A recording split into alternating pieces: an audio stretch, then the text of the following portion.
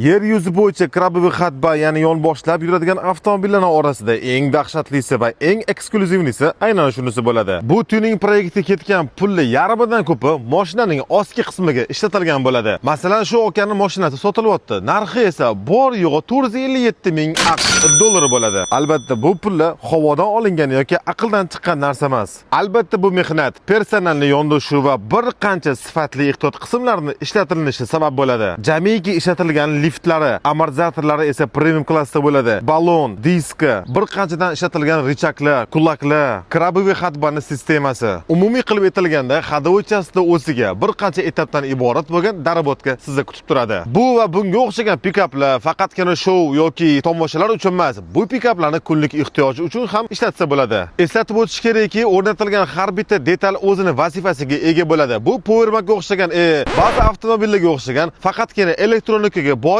rasm va rusumdan iborat emas. Tasavvur qiling, o'zini g'o'dasiga yarashadigan 607 litrli turbinli motor. Tasavvur qilsizmi? Maqtanchoq 1.5 bolgarkani men yuzini tasavvur qilaman. Va abrasni 8 silindrli 500 ga yaqin ot kuchi 1424 kamida newton metr ham bo'ladi. Albatta, bu va bunga o'xshagan maxsus buyurtma orqali olib kelinadigan pikaplarning narxi 457 ming dollar bo'lmaydi, lekin juda ham yumshoq narxida biz sizlar uchun taqdim qilamiz.